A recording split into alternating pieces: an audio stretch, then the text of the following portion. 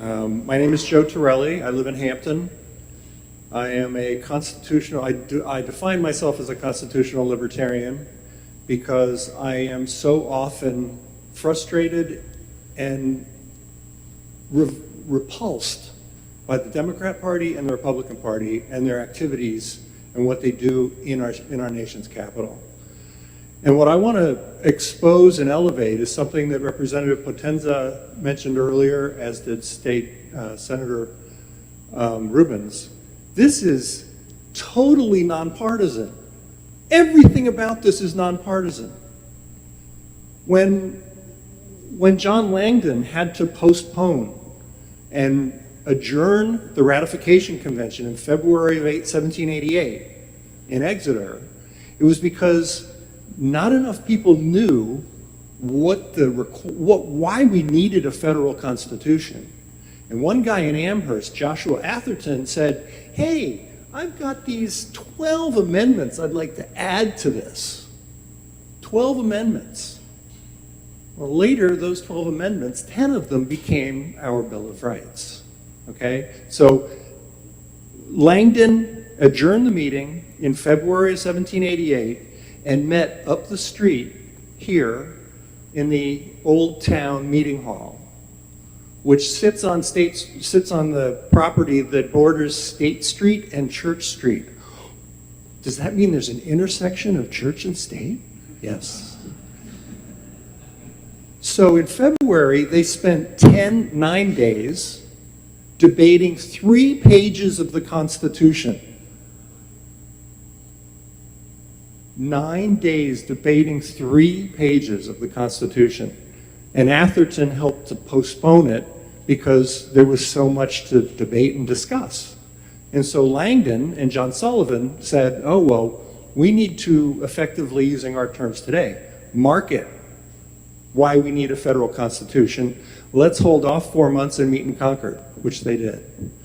And on June 21st, the solstice in 1788, 1 p.m., not only did that group of people ratify the Constitution, but New Hampshire was the 9th state to do that, which enacted the Constitution just up the road here. The building burned down. That's where Binney Media is, far right corner.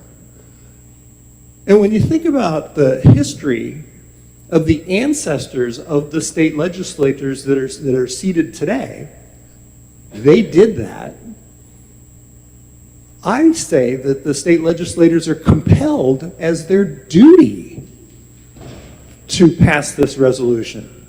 You are the check and balance among 33 other states to be able to get the process moving so that we can get this to happen. So one of the things that we have, and getting back to the nonpartisan nature, is that Democrats and Republicans in each state, whether it's Bismarck, whether it's Cheyenne, whether it's Salem, whether it's Tallahassee, they should want to bring back these funds that are being sent to Washington to their state capitals, so that the one-size-fits-all is kind of like, oh, gee, maybe it's better in the state of Washington to do this than it is in Missouri.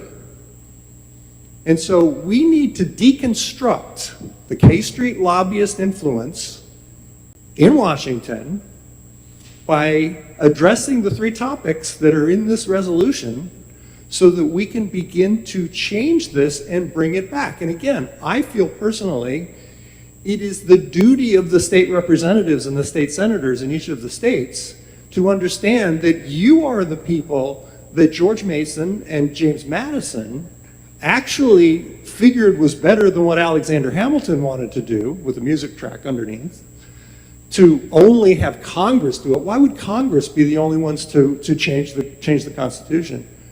It had to go back to the states because every state was different. There were only 13 at the time. Now we have 50. So I'm going to finish 4:58. I'm done.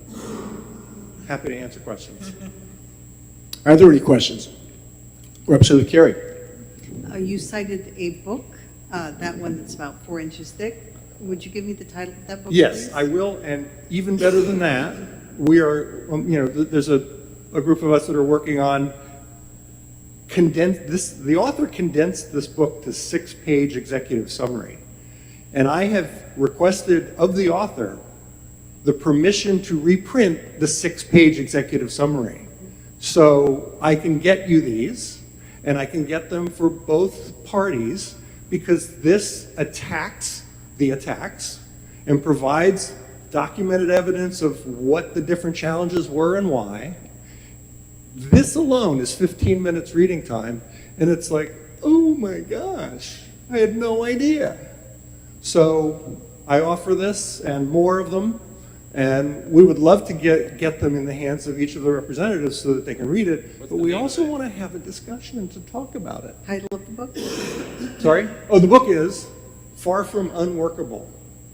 And I would love to have the ability to put 2 of these in the state library across the street so that you all can check it out and go to page 736. There's 820 in here. I have not read this, but I have read enough of it to know that the evidence is all in here. This is fantastic. I was going to offer that as a stand for the microphone. Yes, Representative Finney, I think you had a question? The name of the book. Okay, I'll hold it up for the camera. Camera's that way? Okay, Far From Unworkable. And it's Tim Dake, and he's a professor from Wisconsin. And it works.